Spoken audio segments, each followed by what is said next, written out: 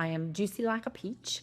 My, my sex life is back, batting 100. And we have to talk Good. about this. This is okay to talk about. Men have talked Yeah. about Viagra and their penile dysfunction. They can talk about that openly in the world. Why can't we talk about what we're dealing Boom. with? Why? Yes.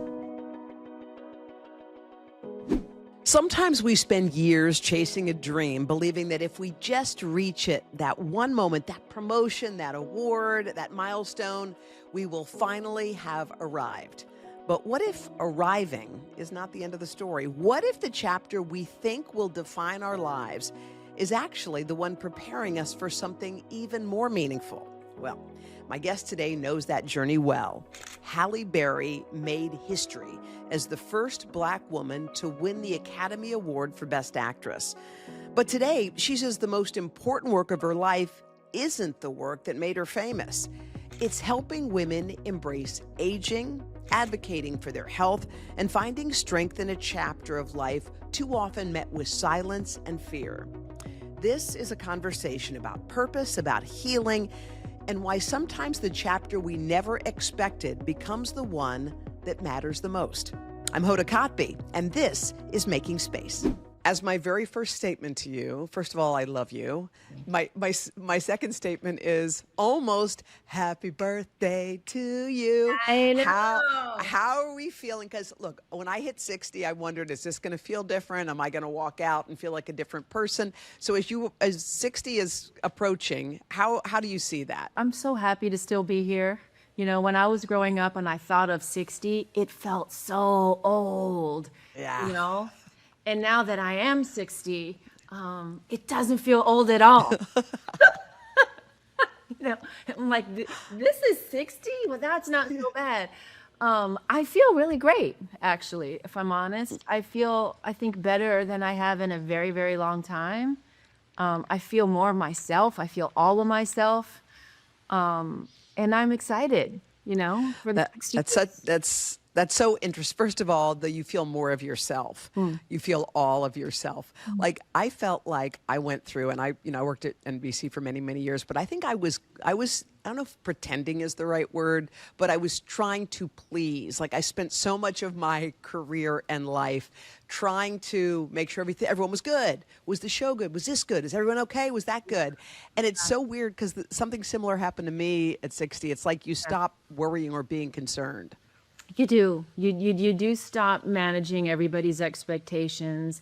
You do start to realize you're usually the oldest person in the room. And so with that, you know, that carries some weight. You get to do what you want to do. You get to be who you want to be, say what you want to say. You know, you're no longer walking on eggshells. And that's a really wonderful place to arrive, you know? Really good.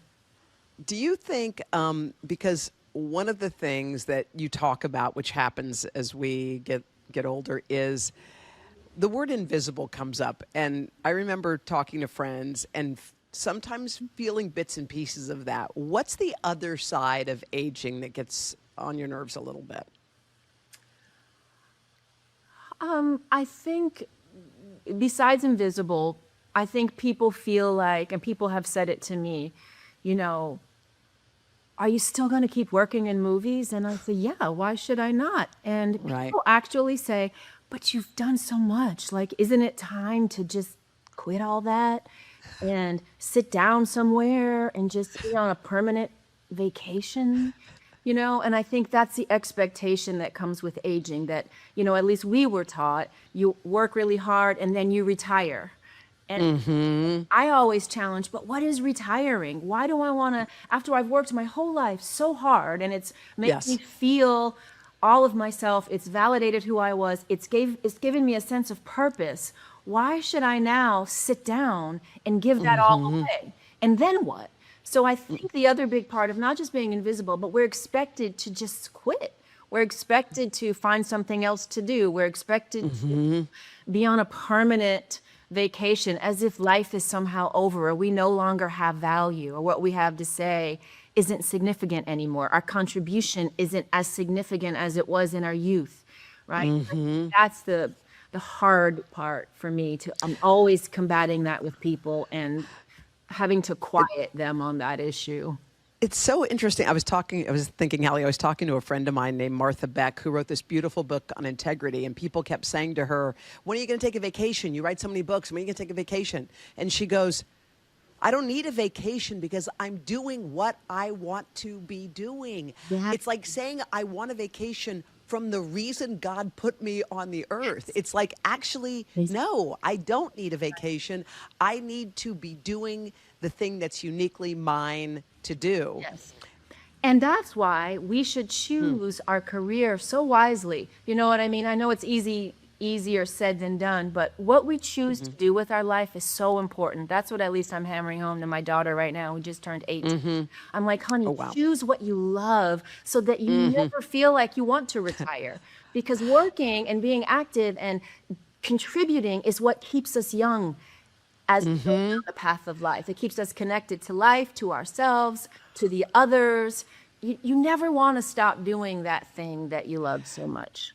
Was yours so clear? Because I think some people go through phases. And I think in life, too, you do have multiple purposes often. Right. You're in one purpose for a while, and then you're in another one. Was your original purpose crystal clear, where you're like, nope, this is me? Or were you thinking, if this doesn't work, I'll do that, and if that doesn't work, I'll do this? No, I never was a person that thought of something in terms of, if this doesn't work, I'll do that. I always realized there had to be one goal, one mission, and that's it. Because what I found, if you have a backup plan, you end up doing your backup plan. Yeah. I mean, that's just my belief. So I believe you can't have a backup plan. You have to have a plan. You have to have a purpose. You have to have a desire, a dream, whatever you call it, and go full steam ahead as if that's the only thing you can do. And once I decided to give my life over to acting and entertainment, there was no, plan B. It was all or nothing. It's so interesting. Wildly successful people often have like a million potholes. And I was telling you, I was just at Clive Davis's funeral, and I was so struck by the number of people who got up there and spoke about how many times he got fired. He got fired from Sony, got fired from here, and they said, you'll not work. And then he did it again, and then this one, and he did it again and again. And, at the end of the day, when you see Clive Davis, you see him as this music executive that was instrumental in so many careers, but you don't see all the times he was on his knees and people counted him out, and he was upset, and, oh my gosh, is it over? Did you have moments that were real, not just hiccups or a trip, but things that really kind of leveled you, that made you think, wow, is this kind of it for me here?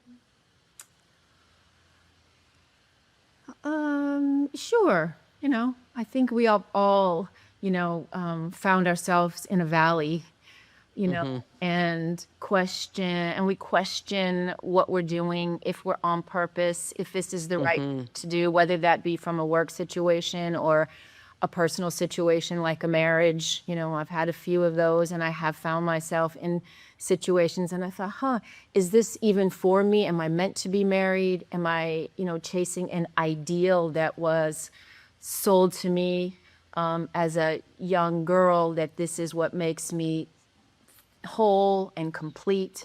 I had a lot of that to battle through.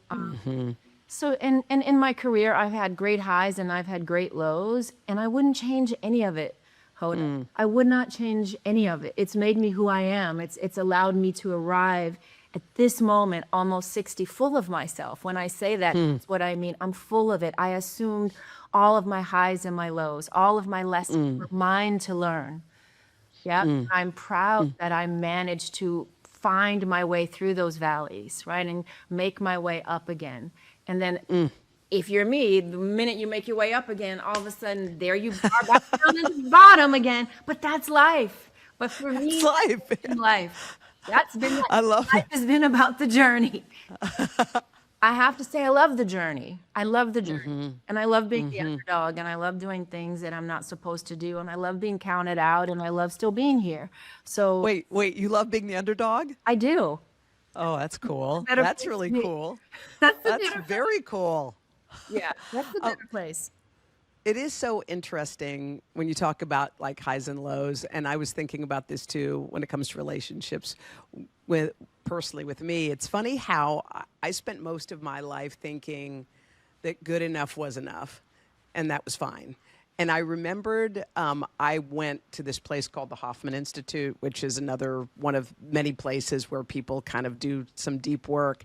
And it was very transformative for me. Like, it actually put my world into focus. And a relationship that I had and was fine ended up not being right for me at that time. But I remembered having to work through it. Like, it wasn't about, you know, I had an epiphany one day or we got in a fight. It wasn't like that. It was a deeper thing that required work. When you talk about working through things like that, how did you or how do you find that place? What does the work mean? For me, it's been working on myself. Yeah. Anytime a relationship, I think whether it's a personal relationship, a work relationship, even our relationships with our children and our family, it's always two people.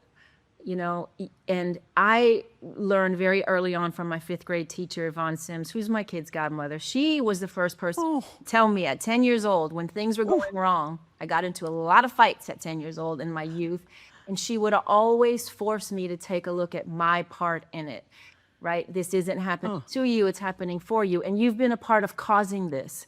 If this is a hot mess, you're half the reason it's a hot mess.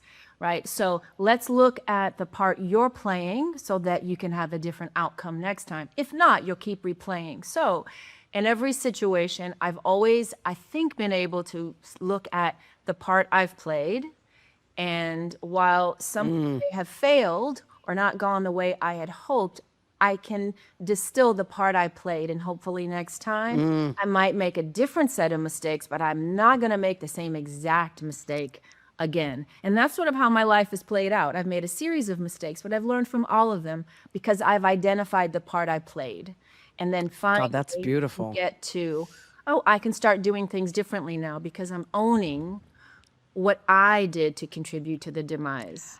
By the way, that's so funny because somebody once asked me, if you lined up all the people who you were in deep relationships, asking me, what would be the single thing that they would all have in common that they would say was the reason it ended? And I was like, well, wait, I ended it, no. What would they all say? Yes. And mine was, at the end of it, as I was thinking through it, mine was that I didn't need them enough. Like, I was fine. I have it. Thank you. I was never somebody who went past that area of deep emotional trust. I knew I could do it myself, and they could help me, but I wasn't in need of them. And it's exactly what you said. It's that link that you're like, wait, what did I contribute? What was my thing here? Yeah, that's some good advice from you. But how about your fifth grade teachers, the godparent of your children? I know. That's the best thing I've heard all day. I know. I'm so blessed to Wow. have her in my life. And she was that teacher, which is why I'm so bow down to teachers. I think teachers Yes. make this world go round. But having one teacher that cares can make a difference in a life. And my teacher, my fifth grade teacher, I was at a crossroads, and a real crossroads. And she saw that, and she just plucked me out and is one of my heroes. She's just one of those people. One of the What did she think when you won the Oscar? Oh, she was there. Loretta was stunned. Stunned. But she was there, and she was very proud and stunned like the rest of us, though. Was she stuck? Some people, my mom always says to me when something good happens, she goes, "Of course it did. Oh yes, of course you were going to win that." Was there Nobody did thought that in anyone? my life. Nobody. No. And back then, the award system was all the way different. The Golden Globe was always the precursor. If you won the Golden Globe, you're pretty much going to win the Oscar. That's how it was. So I didn't win the Golden Globe. So everybody sort of, told me, it's okay. You made it this far. Dorothy Dandridge would be proud. Yeah. Good. So Wow. Can you believe I was just doing the math. I think it's been 24 years since you won that Oscar, and you were the first Black woman to win Best Actress for an Oscar, and you've been the only one. What is that saying? I keep getting asked this question, and I ask everybody, ask yourselves, what is it saying? Like, I don't have the answer. I just know that I keep trying to tell other women of color like myself. I know that that moment meant something, right? It inspired Yes. so many women of color to dream, to realize anything is possible. But what I also have learned over these years is while that Oscar was life-changing for me in some ways it was not, Hoda. The script truck just, arrived at my house and dumped them all off like I Yeah. thought they would. Oh, that did not happen? That did not happen. My life, other than becoming a household name after that moment and people really knowing who I was, my work life didn't really change much. And that's How is that? good question. How is that? But that was the truth of it. And I think just because I had won that Oscar at that time didn't mean that the industry knew what to do with me. There were no rules that were written for someone like me. I was still a Black woman, and if you put me in a part, that changed the dynamic of the whole movie. If I were in a family, it changed the dynamic of the family. If I was in a marriage, well, it made that marriage now an interracial marriage, not just a marriage. We weren't looking at us as women as colorless in that way then, right? So nothing really changed except my life changed, but my work life didn't change. So jump to, I tell women today when they ask me, how do you feel that no other woman stands beside you? Of course I feel terrible. There's so many women who are worthy that should be there. We all know this. But I also tell them, let's not make the focus coveting awards, because that's not something we can really control. What we Yeah. can control is our art, what we put in the world, what we have to say with our art, how we show up for our art. I see Black women and women of color populating movies and television shows all over the place. We're directing, we're writing, we're starring. And for me, that's the movement. The award, I don't think should be what we're gunning for. If any of us get on that stage, God bless us, and we should all take it graciously and be thankful because it's a wonderful moment. But we can't allow that to define our success. We can't allow that to define if we're deserving and if we're talented and if we have a right here, right? We seek that kind of validation. We have to get that validation from some other places because I don't know why it's been all these years. It's horrific that that's our case, but let's not let that define us. Right. By the way, that's such a beautiful sentiment.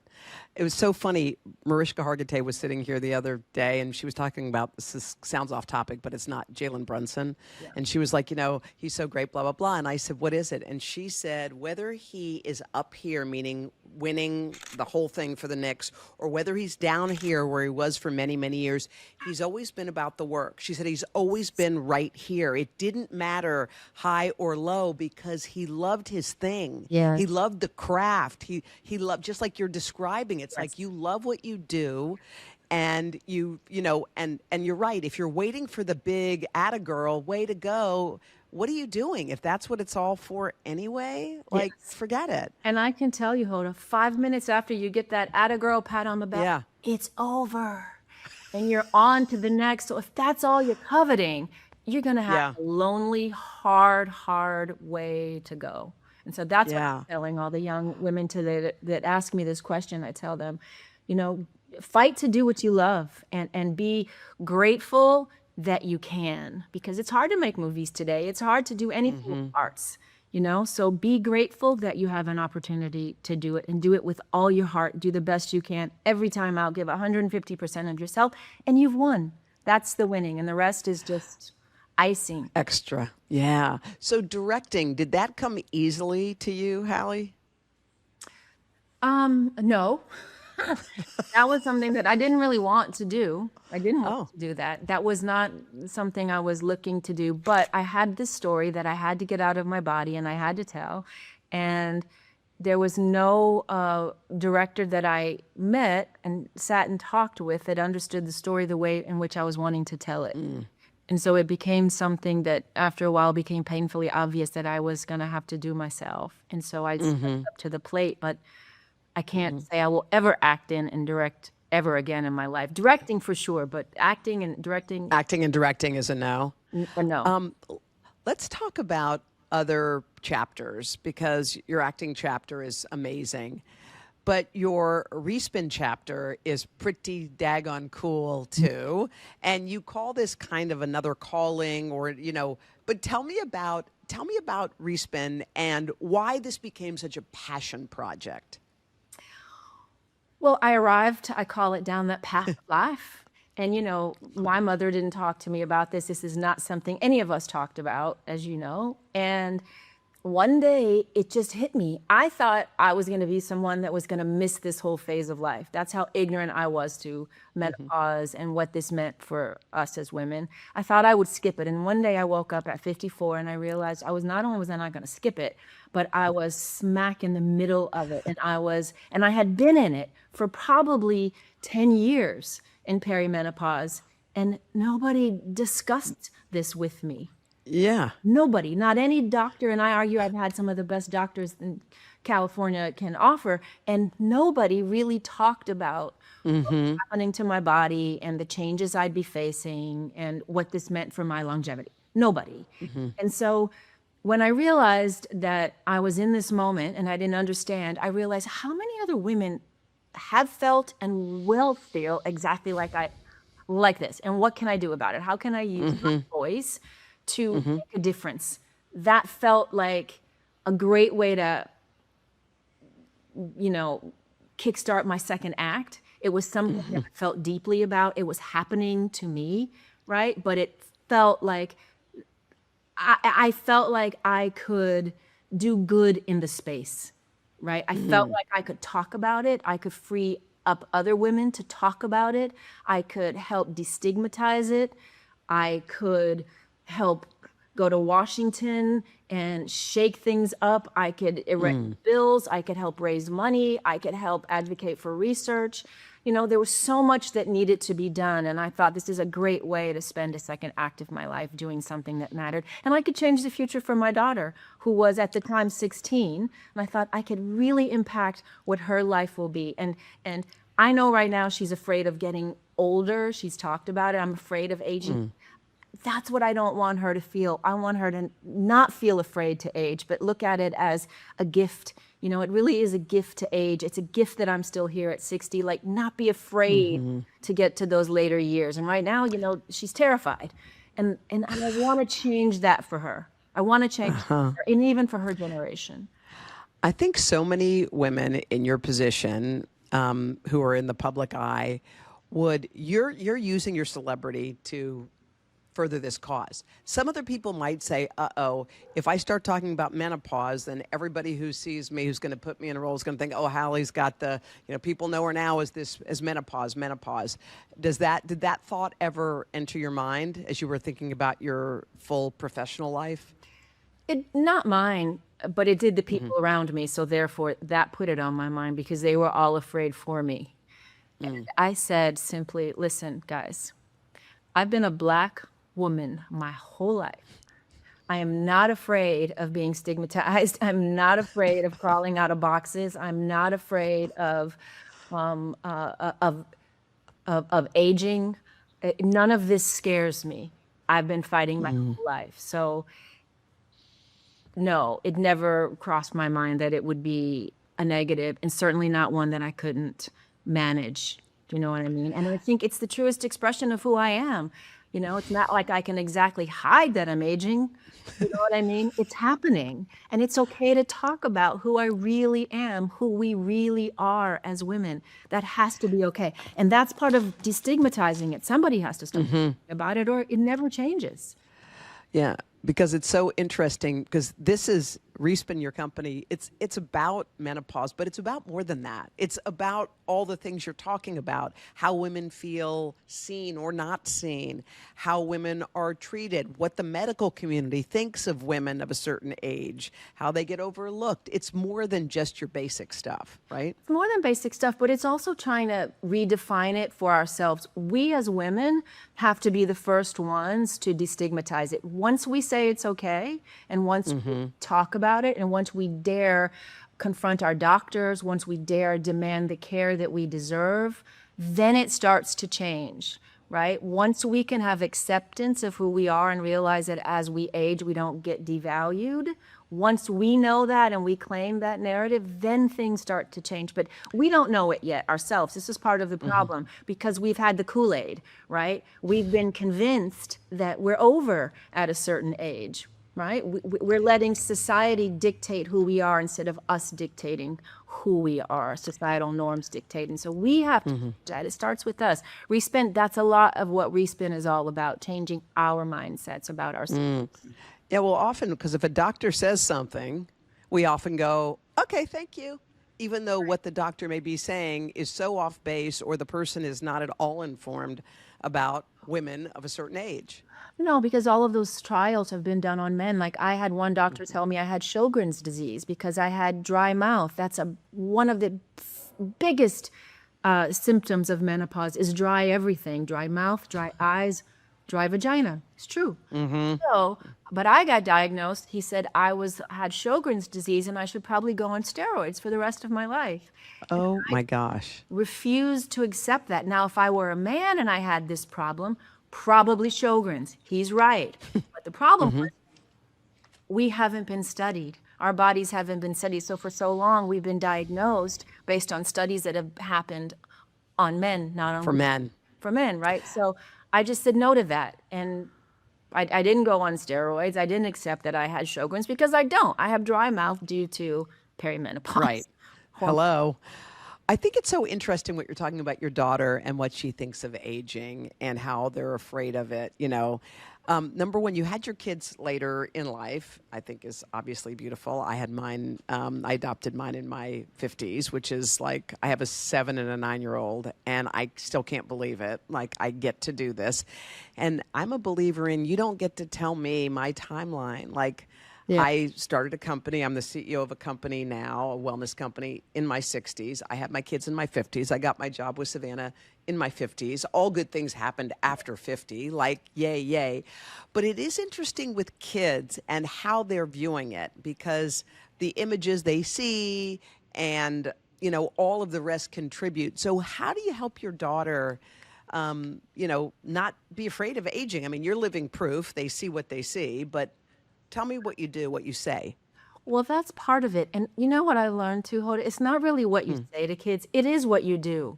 They watch what you do and how you live your life. So it's less about sitting her down and lecturing her. That I don't do. I lead by example.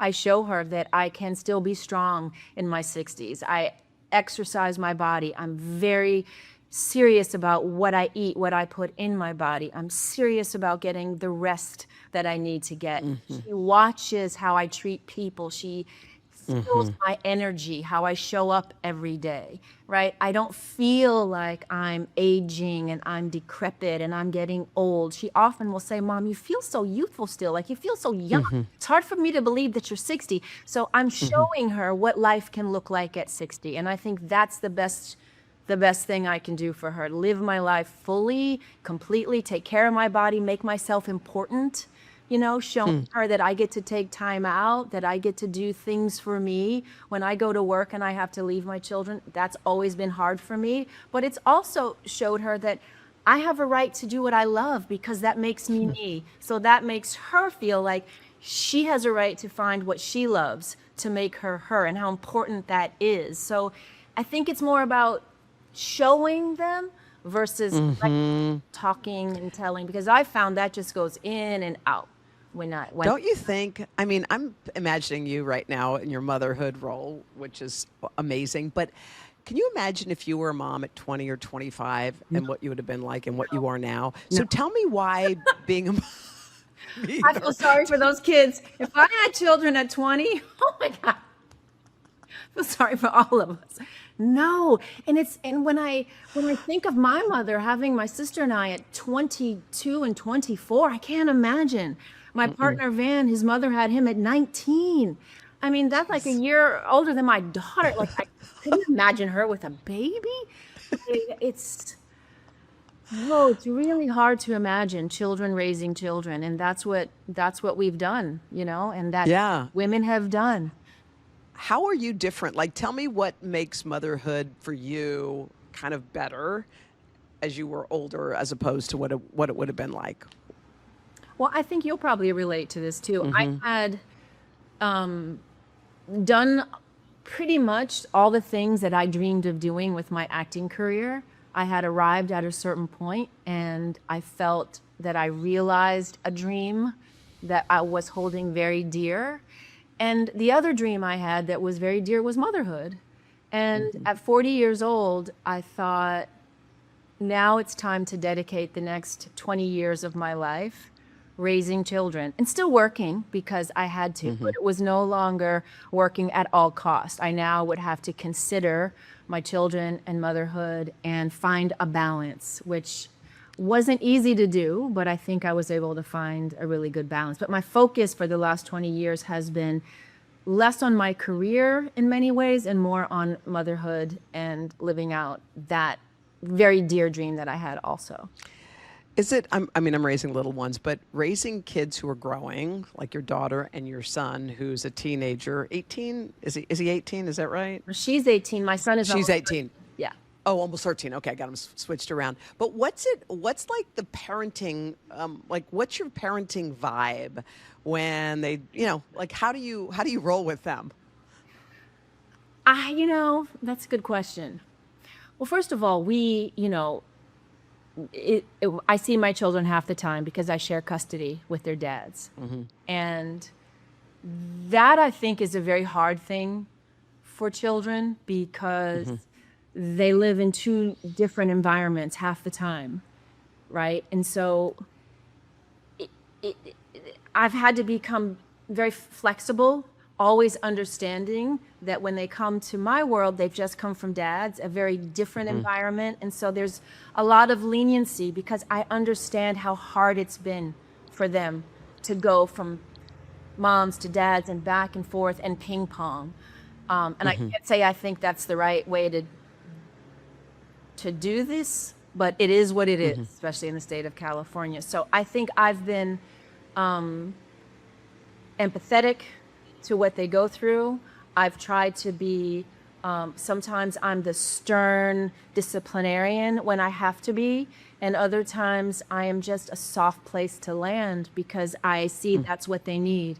So I'm always trying to gauge where they are and what they need me to be, what they need from a mother in this moment. And sometimes it's not a lecture, it's not a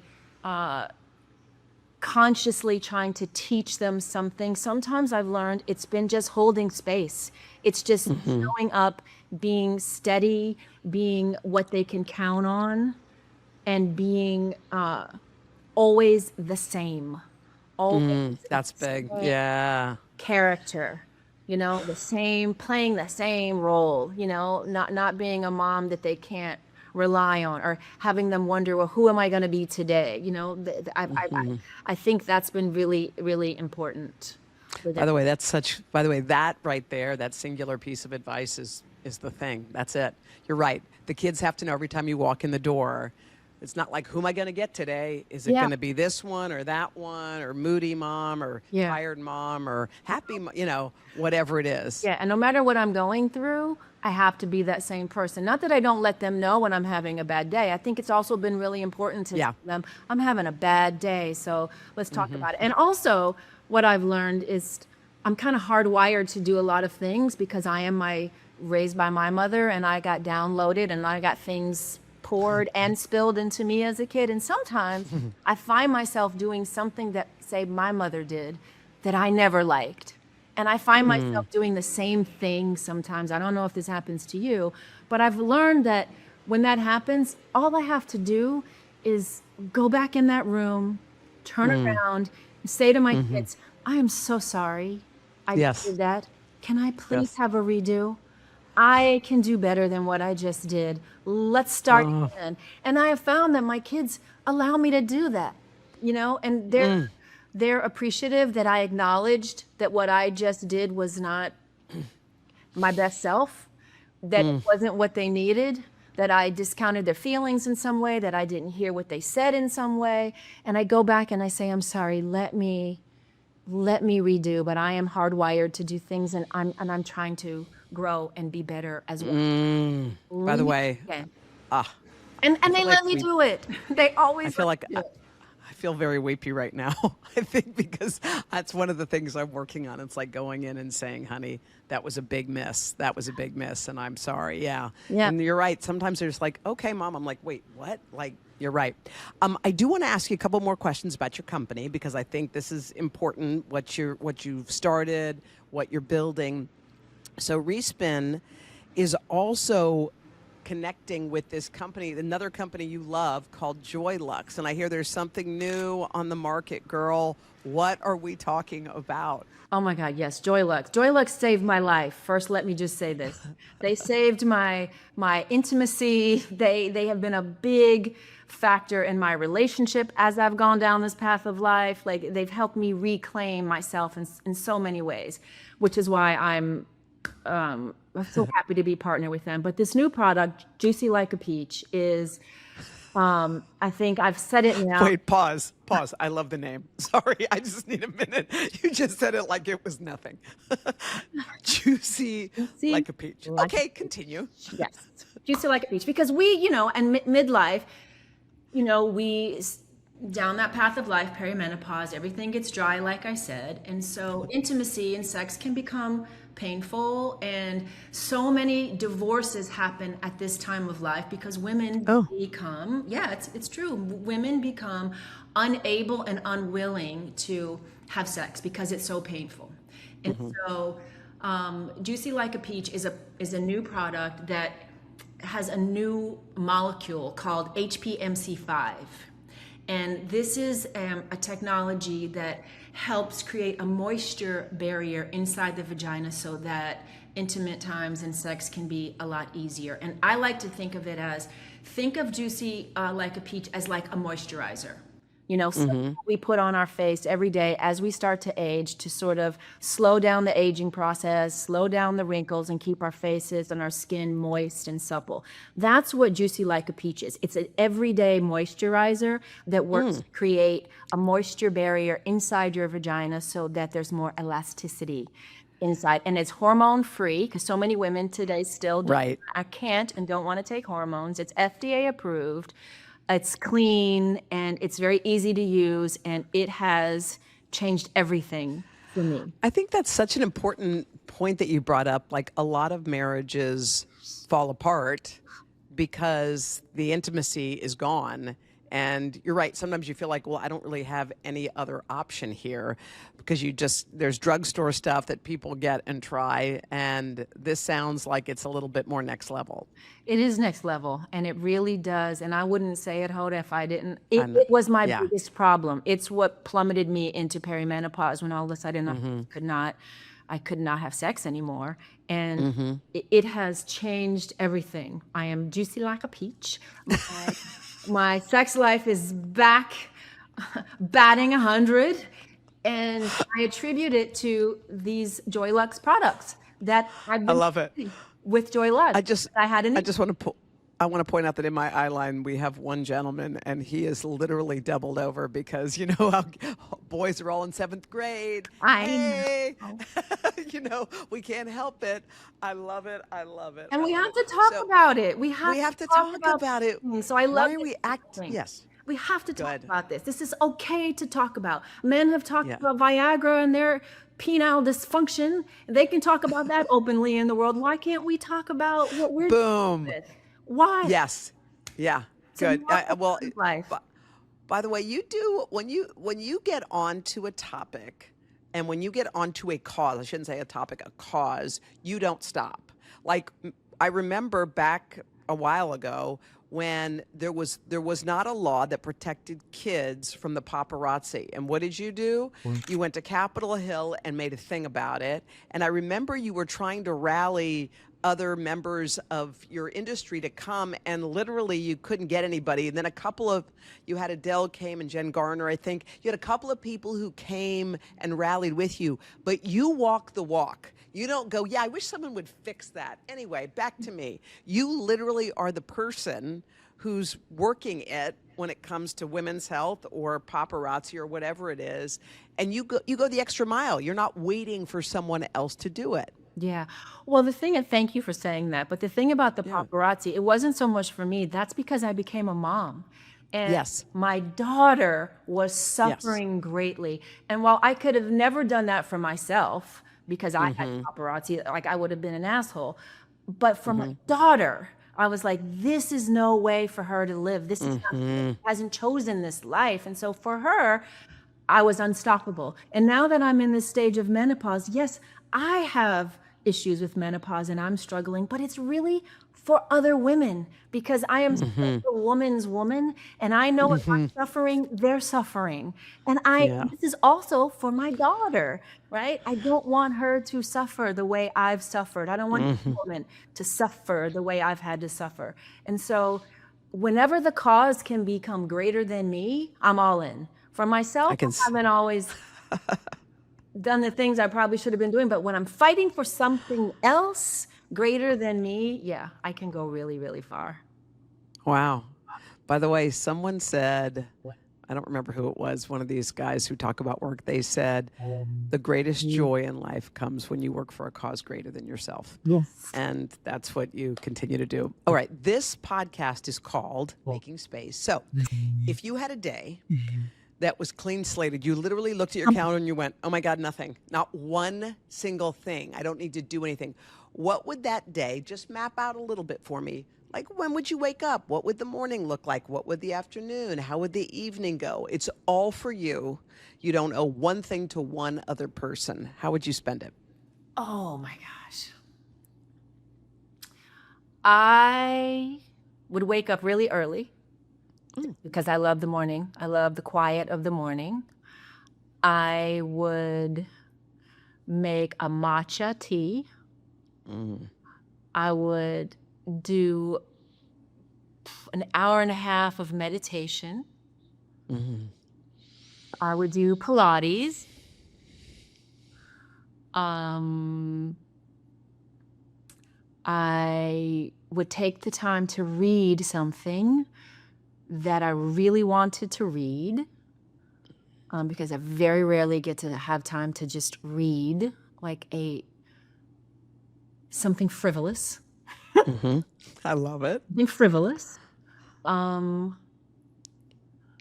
and then I would probably find some time to spend with my children, Mm-hmm. something fun with them, like night swimming. That's Mm. what we love to do. Um, and some sex would be in there. Yeah. And sex would be in there. Juicy like a peach. Some good sex would be in there because that's a very big part of life that women must not deny ourselves of.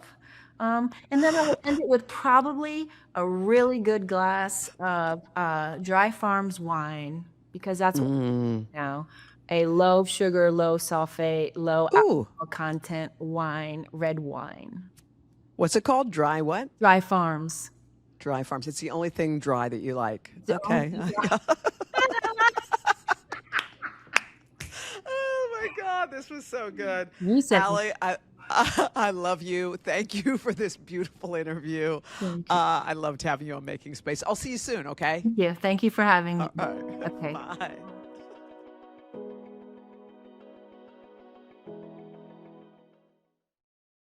Hey, thanks for watching. And don't forget, you can catch the Today Show every morning on NBC or take Today when you're on the go. Just follow the Today podcast on Apple Podcasts, Spotify, or wherever you listen.